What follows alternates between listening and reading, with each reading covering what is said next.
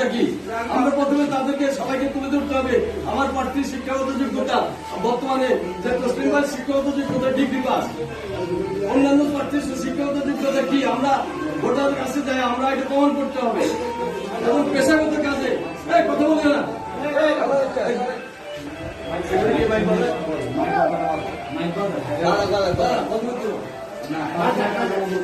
এবং আমাদের প্রার্থীর পেশাগত যোগ্যতা কি, আমাদের প্রার্থীর পেশাগত যোগ্যতা কি? আমাদের প্রার্থীর পেশাগত যোগ্যতা উনি অবসরপ্রাপ্ত একজন সামরিকে চাকরি করেছে এবং বর্তমানে উনি একজন বিশিষ্ট ব্যবসায়ী।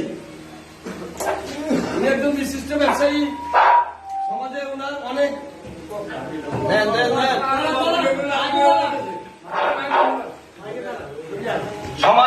অনেক অবদান রয়েছে। উনি নুরানি মাদ্রাসা হইতে আরম্ভ করে দক্ষিণে হাফিজিয়া মাদ্রাসা হইতে আরম্ভ করে এমন কোন প্রতিষ্ঠান নাই যে উনার কোন অবদান নাই। উনি আমাদের মাওলানা আবু বকর সাহেবের জামা মসজিদের একজন সভাপতি, সম্মানিত সভাপতি। উনি দক্ষিণে হাফিজিয়া মাদ্রাসা উনি দাতা সদস্য এবং আমাদের নুরানি মাদ্রাসার সহসভাপতি এবং উনি সামাজিক অনেক কার্যকলাপে জড়িত আছে। উনার এমন কোন ব্যাকগ্রাউন্ড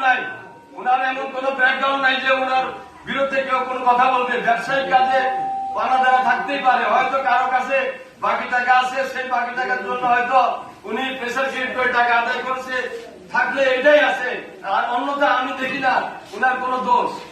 আমরা উনার ভোট খুঁজতে কোনো সমস্যা নাই, দীর্ঘ 15 বছর আমাদের এই ইউনিয়নে এই ওয়ার্ডের মধ্যে আমরা অবহেলিত, জর্জরিত। আমাদের প্রত্যেকের বাড়ি রাস্তাঘাটের কি অবস্থা আপনারা দেখেন। আমাদের এমন বাড়িতে আছে যে অনেক গরিব মানুষ আছে, যে সরকারি যে অনুদানগুলি আছে এই অনুদানগুলি ঠিক মতো পায় নাই। বিজিএফ কার্ড বলেন, বিধবা ভাতা কার্ড বলেন, অতীতে যারা এগুলি